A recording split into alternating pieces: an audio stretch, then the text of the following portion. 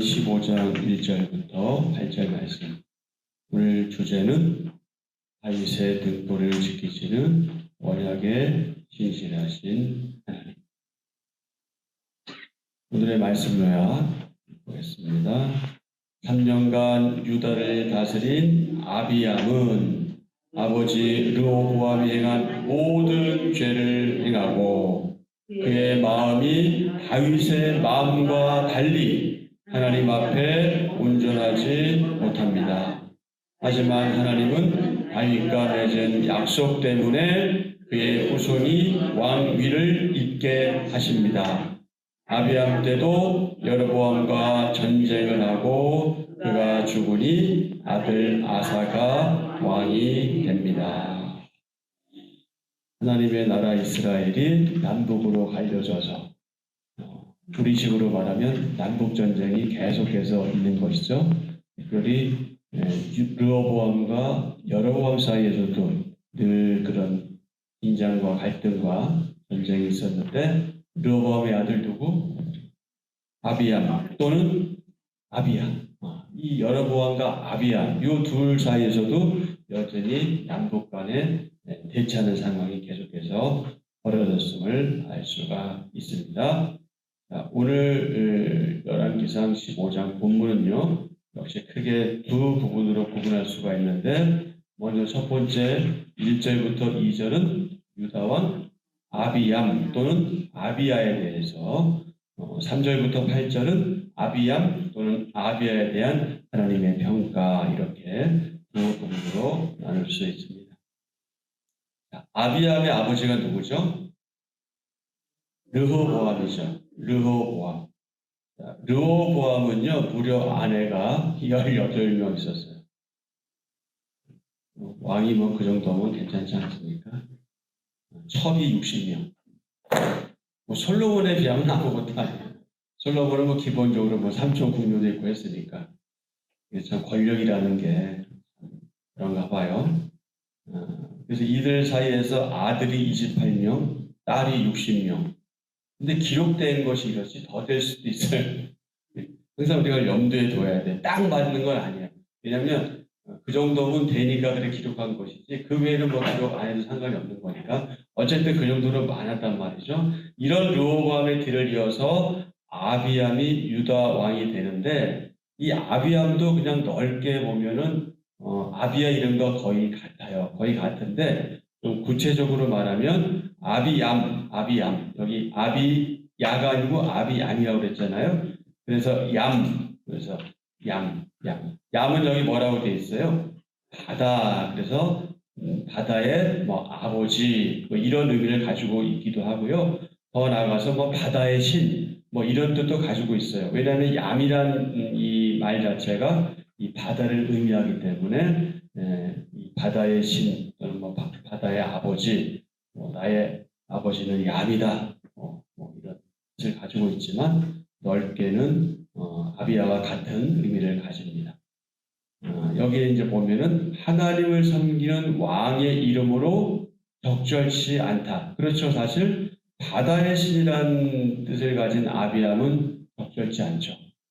하나님을 섬기는 왕의 이름인데 그래서 역대기에서는 주로 뭐라고 표현하고 있냐면 아비야라고 표현하고 있습니다. 그러니까 열왕기상하고 역대하의 기록에 의하면 열왕기상에서는 주로 아비암이라고 표현하고 있고요. 역대기에서는 아비야라고 표현하고 있다. 자, 아비야의 뜻이 뭐라고 그랬죠? 나의 아버지는 하나님이다. 또는 아버지는 여호와시다. 여호와는 나의 아버지시다. 뭐 이런 뜻을 가지고 있습니다. 자, 그의 어머니가 누구라고요? 마아가란 여자인데요. 아까 처하고 그러니까 아내하고 첩이 몇 명 정도였죠? 대략 60에다 18이니까 약 18인가요? 80 정도 된다고 했을 때 이 마아가는 르호보암이 그 가운데 가장 사랑했던 여자예요. 그 가운데 가장 사랑했던 여자인데 누구의 딸로 소개되고 있어요? 아비살롬의 딸로 소개되고 있지요. 자, 우리 역대하를 한번 가보시죠. 역대하. 열왕기상, 열왕기하, 역대상 역대하. 열왕기 하 12장.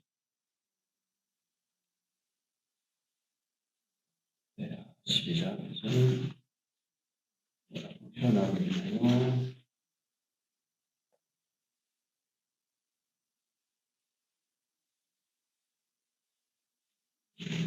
18절.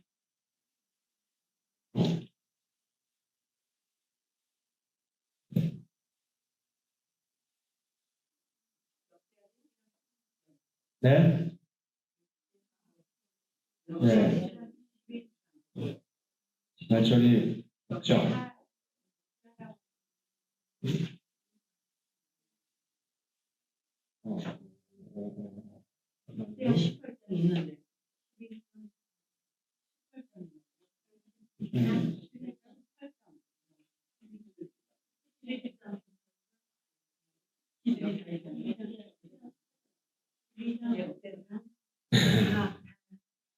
역대하 16절은 르호보암이 그의 조상들과 함께 누움에 다윗성에 전사되고 그의 아들 아비야가 그를 대신하여 왕이 되었다. 그래서 아비야라고 분명히 표현하고 있는 것을 알 수가 있죠. 자, 그러면은 이 아비살롬에 관련해서는 어디 있을까요? 12장 18절은 없어요. 그죠? 그러면 어디에 그 내용이 나올까요? 찾아보세요. 어디 있을 것 같아요?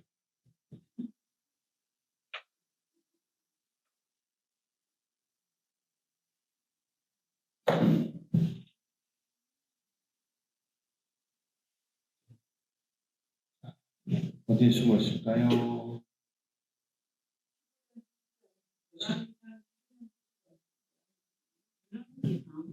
역대에서는 없을까요?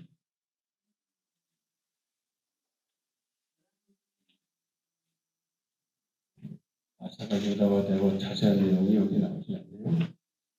자, 근데 이게 중요한 게 아니고요. 어쨌든 여기서 일단은 기본적으로 아비야라고 불림을 우리가 확인했고요. 그 다음에 계속 보면은 아비살롬은 다윗의 아들 누구를 가리킨다? 압살롬을 가리킨다. 그러니까 아비살롬의 다른 이름은 압살롬인데요. 압살롬의 딸이 누구다? 다말이다. 다말. 이걸 한번 찾아볼까요? 사무엘하 14장으로.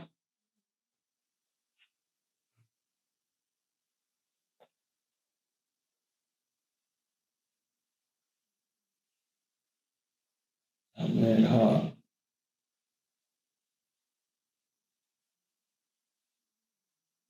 14장 27절. 자, 거기 보면은 아비살롬 또는 압살롬이 아들 3명과 딸 하나를 낳았는데 딸의 이름은 다말이라. 그 다음 뭐라고 되어 있어요? 그런 얼굴이 아름다운 여자더라. 근데 다말하면 여러분 또 누가 생각나세요?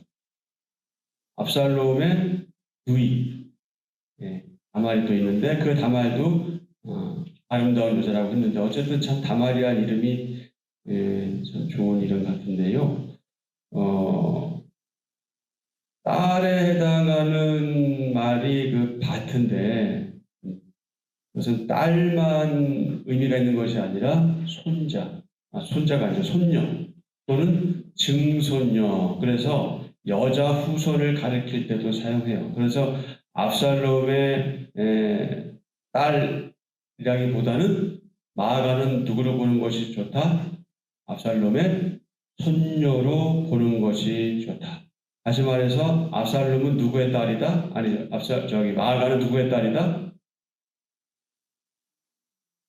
압살롬의 딸이 다말입니까? 그러니까 누구의 딸이다?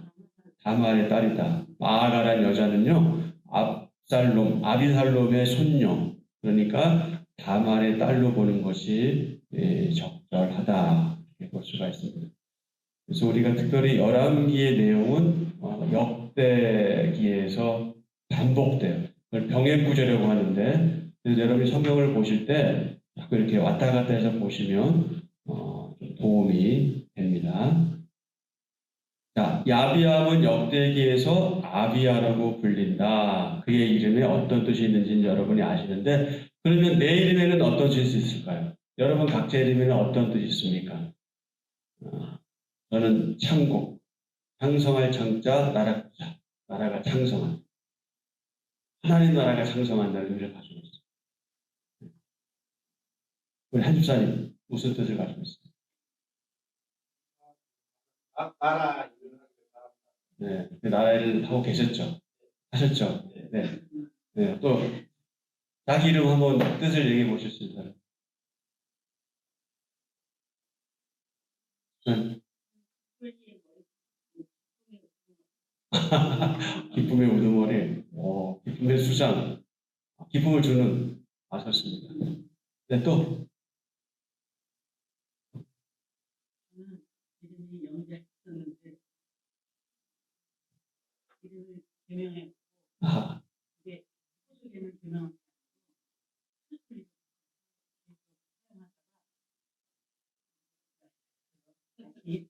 본 이름을 아셔. 때는 태어날 때가 네, 좋습니다. 각자 이름이 있죠. 그 이름은 대개 부모들이 저주잖아요. 염원을 담는 거죠. 어떤 아이가 됐으면 좋겠다. 그래서 이름이 굉장히 중요해요. 특별히 이스라엘에서는 이 이름이 매우 중요합니다. 그 염원을 담고 이름을 지어줘야 됩니다. 내 이름이 어떤 의미가 있고 그 의미대로 내가 지금 살고 있는가 하나님 앞에서 묵상해 볼 필요가 있겠죠. 두 번째 3절부터 8절의 소주제는 무엇입니까? 아비암에 대한 하나님의 평가. 참 안타깝고 아쉽게도 그의 조상 다윗같이 않았죠. 하나님 보시기에 온전하지 못한 왕. 누구? 아비암 또는 아비야. 그는 아버지 르호보암이 행하던 우상 숭배를 그대로 행했습니다. 자, 오늘 본문 3절에서 뭐라고 말씀하고 있습니다. 다시 한번 확인해 보시죠.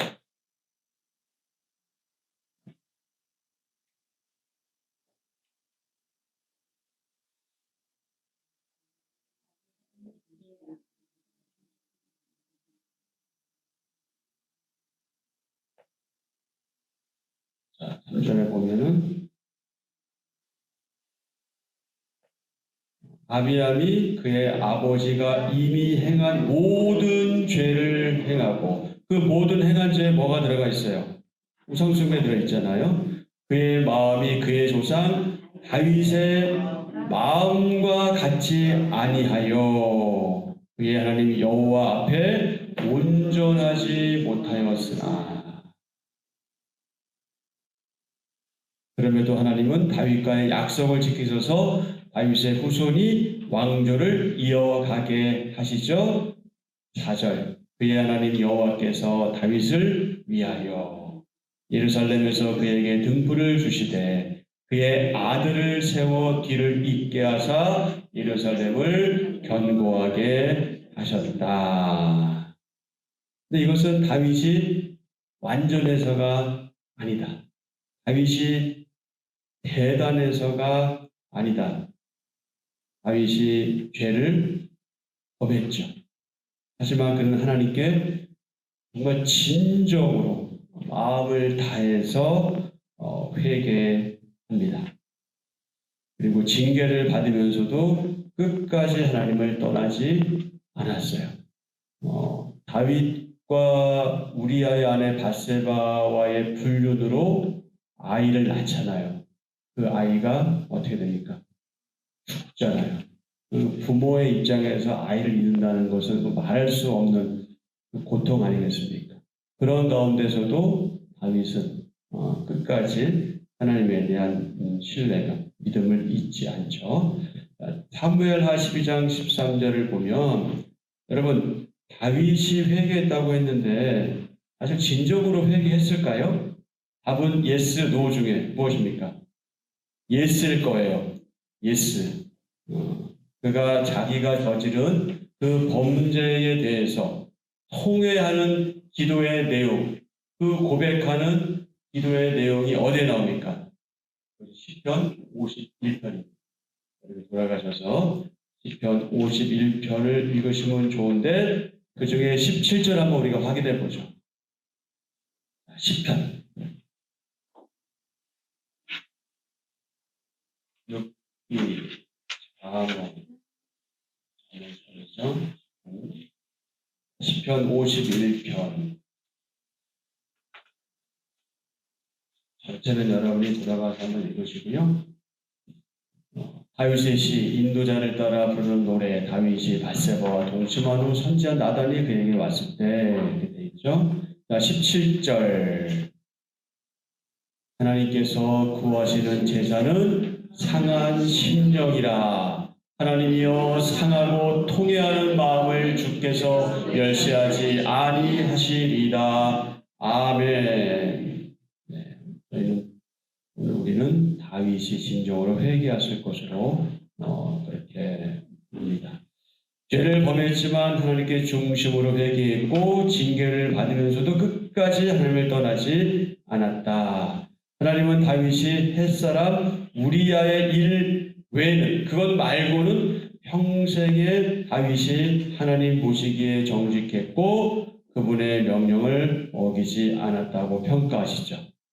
자, 그럼 우리야의 일은 어떤 일입니까? 여러분 잘 알고 계시는 것처럼 사무엘 하 11장에 잘 기록되어 있죠. 다윗이 충신 우리야의 아내와 불륜을 저지릅니다. 그리고 원하지 않는 아이가 임신되죠. 그 임신 사실을 알게 됩니다. 그래서 다윗이 어떤 조치를 취합니까? 그것을 숨기기 위해서. 숨기기 위해서는 인간의 본성이겠지만 더 교묘한 게 무엇입니까? 그 아이가 마치 우리아의 아이인 것처럼 속이기 위해서 전쟁터에서 우리아를 불러들여요. 그래서 집으로 가서 아내와 말하자면 잠자리 해라. 이런데 우리아는 어떡합니까? 안 가잖아요. 그게 우리아예요. 그 충신을 말을 안 듣으니까 어떡한 거예요? 전쟁터 제일 앞에 내서는. 그래서 결국 어떻게 해요? 세상에 성군 다윗이 이런 짓을 했단 말이죠. 이건 살인교사잖아요. 살인교사. 그러니까 이 일 외에는 이 일 외에도 사실 다윗이라고 완전 했겠어요. 그러나 하나님 보실 때는 이 일 외에는 그래도 다윗이 하나님 마음에 들은 사람이었죠. 오늘 본문에서는 뭐라고 말합니까?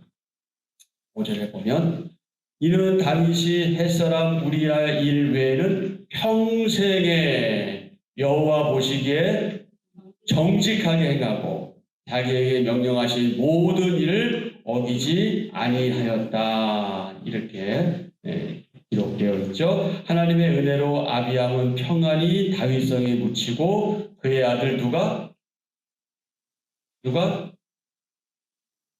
아사가. 아비암의 아들 아사가 왕 위를 잇습니다. 아사는 남유다의 3대 왕이죠. 솔로몬부터 시작하면 3대고요. 그의 아버지 르호보암부터 시작하면 이제 2대인데 이 아사도 여호와 보시기에 정직하게 행했을까요? 아니면 그렇지 않았을까요? 아사는 그래도 여호와 보시기에 정직하게 행한 왕입니다. 하지만 끝까지 그렇지를 못했어요. 이제 이게 아쉬운 거죠. 근데 재밌게도 아사의 이런 뜻은 뭐냐면 치유 또는 치료 이런 뜻을 가지고 있습니다. 자, 밑에 보면은 나의 연약함에도 선조 또는 부모의 신앙으로 누리고 있는 은혜는 무엇인가? 그러니까 신앙적으로 나의 조상이던 나의 부모이던 그분들을 통해 누릴 은혜가 무엇인가? 우리 하루 동안 한번 생각해보는 시간이었으면 좋겠습니다. 하나님께서 하시는 일은 참으로 놀라울 뿐이죠. 그분은 왕들의 악행에도 불구하고 왕조가 지속되게 하십니다. 유다와 이스라엘의 왕들은 하나님의 명령을 충실하게 따르고 순종하는지의 여부에 따라 평가받죠. 그 기준이 무엇입니까? 다윗의 길이죠. 다윗의 길을 갔냐 가지 않았냐. 열왕기서에는 다윗이 가장 모범적인 왕으로 제시되었습니다. 그래서 하나님께서 다윗과 맺은 그 약속, 그 언약 덕분에 또 다윗의 하나님의 명령에 충실한 그 순종한 그 일 때문에 이스라엘의 왕들에 비해 유다의 왕들은 비록 범죄하고 악행을 저질러도 그 왕권과 왕조는 계속 이어졌다. 오직 하나님의 은혜다. 그러기에 오늘 우리는, 저와 여러분들은 우리가 좀 부족할지라도 하나님께서는 그 약속을 신실하게 이루신다. 신실하게 성취하시는 그런 분실한 사실을 확인하게 되고요. 사라지지 않는 영적 유산을 받아들이는 우리 하나님의 사람들이 되어야 하는데, 그런 하나님의 사람들이 저와 여러분이 얻는 교훈이 세 가지가 있습니다. 첫 번째, 부모는, 우리 모두가 부모인데요. 부모는 자녀가 하나님의 그 말씀대로 순종하며 살도록 어떻게 해야 한다? 양육해야 한다. 부모는 자녀가 하나님의 그 말씀대로 순종하며 살도록 양육해야 한다. 아비암이 나온 배경에는 르호보암이 있잖아요. 그렇게 하지 못했던 것 같아요. 두 번째, 하나님의 그 약속을 부모가 자녀들에게 유산으로 물려줄 때, 하나님의 그 약속을 부모가 자녀들에게 유산으로 물려줄 때 그 가정에 하나님의 복이 대대로 흘러간다. 하나님의 그 약속을 부모가 자녀들에게 유산으로 물려줄 때 그 가정에 하나님의 복이 대대로 흘러간다. 끝으로 세 번째, 오늘 우리는 범죄와의 전투와 영적 전쟁에 믿음으로 승리해야 한다. 오늘 우리는 범죄와의 전투와 영적 전쟁에 믿음으로 승리해야 한다. 그러므로 우리 가운데 꼭 우선적인 요소가 있다면 그것을 없애고 죄와 싸워야 하며 하나님의 방법대로 그분의 길로 가야 하지요. 그리고 이러한 신앙을 자녀들에게 어떻게 한다? 유산으로 물려주어야 한다. 그 오른쪽에 보면은 밑에서 하나, 둘, 셋, 넷, 다섯, 여섯 번째. 내 힘으로는 하나님의 말씀을 다 지킬 수 없기에 하나님을 찾고 의지하는 것이 무엇이다? 최고 믿음이다. 날마다 내 죄를 회개하고 영원한 구원의 언약인 하나님 말씀을 사모하기 바랍니다. 우리 연약함에도 불구하고 하나님은 구원의 등불을 끄지 않으시고 때를 따라 우리를 도우십니다. 하나님은 우리 안에 시작하신 선한 일을 그리스도 예수의 날까지 반드시 이루실 것입니다. 아멘. 주님 재림하시는 그날까지 구원을 완성하실 것이다. 자, 거기 밑에 보면은 스코스홀 주라는 분이 한 말이 있죠. 우리가 하나님의 사람임이 분명하다면 우리 존재와 말과 행동에 그분 흔적이 묻어야만 한다. 열왕기상 15장 3절 4절 한 절 묵상 시작. 인간의 연약함에도 불구하고 하나님의 뜻은 성취됩니다. 반드시 성취됩니다. 아비암은 아버지 여로보암이 맞아요? 르호보암이죠? 맞죠? 이게 지금 못하죠? 그래서 우리가 잘 보셔야 돼요. 우리 그냥 지나갈 수 있어요? 여로보암 아니죠? 르호보암 맞죠? 예. 죄를 답습하며 하나님 앞에 불경건하게 살았습니다. 그러나 신실하신 하나님은 다윗과의 약속을 지켜 그의 후손이 계속해서 왕위를 이어가게 하십니다.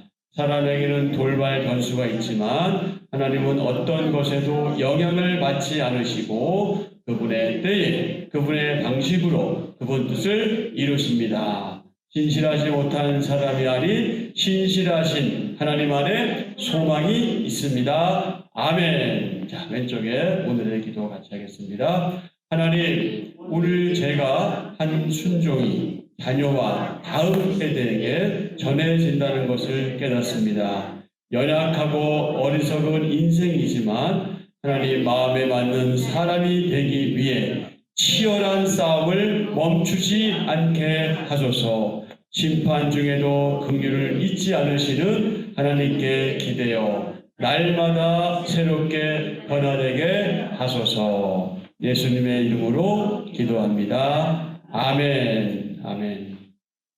예, 우리가 계속해서 기도하는 기도의 제목으로 기도하시고요. 오늘은 특별히 브리스가 기도 모임에서 천보산 집회에 참석하고 교제 시간을 갖는다고 합니다. 몇 시에 모이시죠? 예, 모여서 함께 모여서 출발해서 거기서 집회 참석하시고 모임을 가시니까 오가는 과정에서 하나님께서 잘 보호하시고 인도하시고 유익한 시간 될 수 있도록 여러분이 기도로 도와주시길 바랍니다. 오늘도 늘 하시던 기도대로 기도하시고 오늘 우리에게 이 본문 말씀 관련해서 오늘의 기도 관련해서 더